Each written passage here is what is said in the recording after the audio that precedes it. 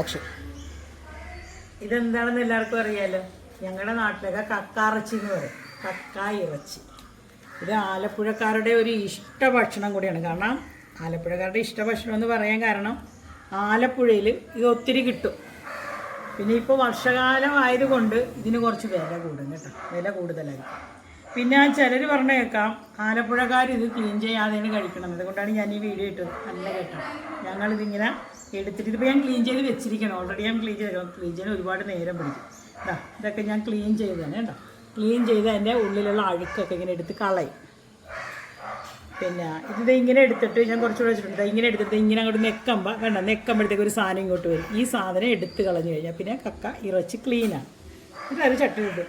ഇങ്ങനെ മൊത്തത്തിൽ ഇത് ക്ലീനാക്കി എടുത്തതിന് ശേഷം ഞങ്ങൾ ചിലർ ചട്ടിയിൽ വെള്ളം വെച്ചിട്ട് അതിനകത്തിട്ട് പുഴുങ്ങിയെടുക്കും.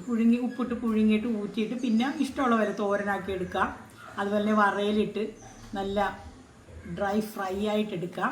അപ്പോൾ ഞാൻ ചെയ്യണമെന്ന് വെച്ചാൽ നല്ലതുപോലെ കഴുകിയിട്ട് അപ്പച്ചമ്പുണ്ടല്ലോ അതിൻ്റെ ആവിയിൽ നല്ലോണം വേവിക്കും. നല്ലതുപോലെ വെന്ത് കിട്ടും. അപ്പോൾ വെള്ളമൊന്നും ഉണ്ടാകില്ല. അപ്പോൾ നല്ല ഡ്രൈ ആയിട്ട് തന്നെ ഇരിക്കും. അത് നമ്മൾ സവാളയും ഉള്ളി ഇഞ്ചിയും പച്ചമുളകും തക്കാളിയൊക്കെ ചേർത്ത് വഴറ്റി അതിനകത്ത് മസാലയൊക്കെ ചേർത്ത് ഇതും കൂടെ ഇട്ട് നമ്മളിങ്ങനെ നല്ല ഡ്രൈ ഫ്രൈ ആക്കി നല്ല കറുപ്പിച്ചെടുക്കും.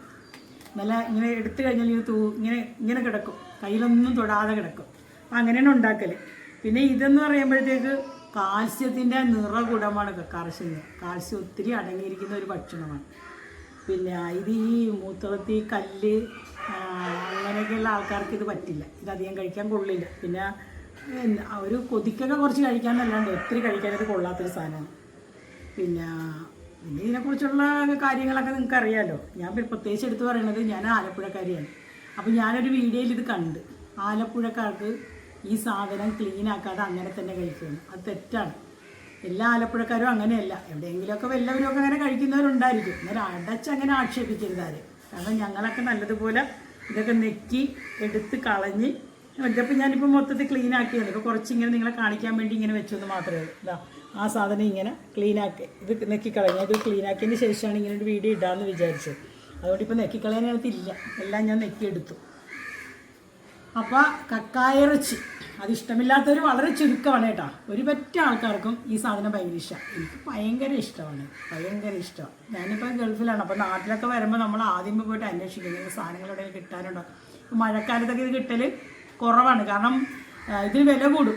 അല്ലാത്ത സമയങ്ങളൊക്കെ ഇത്രയും വാങ്ങാൻ ഒരു 100 രൂപ കൊടുത്താൽ മതി. ഇപ്പോൾ ഇത് 250 രൂപക്കാണ് ഞാൻ മേടിച്ചത്. കാര്യം എന്ന് വെച്ചാൽ ഇപ്പോൾ ഈ വെള്ളമൊക്കെ കായലിൽ പൊങ്ങി കിടക്കണോണ്ട് പോയി ഇറങ്ങി കോരി വാരി തപ്പി കൊണ്ടുവരാൻ അവർക്ക് ബുദ്ധിമുട്ടാണ്, അപകടവുമാണ്. അപ്പോൾ അതുങ്ങൾ അത്രയും കഷ്ടപ്പെട്ട് കൊണ്ടുവരുമ്പോൾ അവരതിന് വില കൂട്ടും.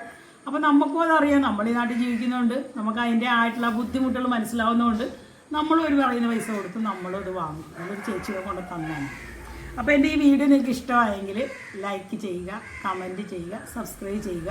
പിന്നെ ഇത് എത്ര പേർക്ക് ഇഷ്ടമുണ്ട്, ഇഷ്ടമുള്ളവരും ഇഷ്ടമില്ലാത്തവരും. ഞാൻ ആലപ്പുഴക്കാരെക്കുറിച്ച് പറഞ്ഞപ്പോൾ പണ്ട് കളിയാക്കിയവരും ഒരുപക്ഷെ വീഡിയോ കാണുന്നുണ്ടെങ്കിൽ അവരും എനിക്ക് കമൻ്റ് ഇടുക. ഞാൻ ഒന്നുകൂടി പറയുന്നു, ആലപ്പുഴക്കാർ ഇതിൻ്റെ ഉള്ളിലെ അഴുക്ക് നെക്കി കളഞ്ഞിട്ട് ക്ലീൻ ചെയ്ത് വളരെ വൃത്തിയാക്കിയതിന് ശേഷം തന്നെയാണ് ഭക്ഷണം കഴിക്കുന്നത്. ഓക്കെ, ആർക്കും ഇതിനോട് വിരോധം തോന്നണ്ട. ഞാൻ ആലപ്പുഴക്കാരി ആയതുകൊണ്ട് ആലപ്പുഴയെ കുറ്റം പറയുന്നത് കണ്ടത് കൊണ്ട് ഞാൻ പറഞ്ഞതാണ്, ഒന്ന് കാണിച്ചതാണ്. ഓക്കേ.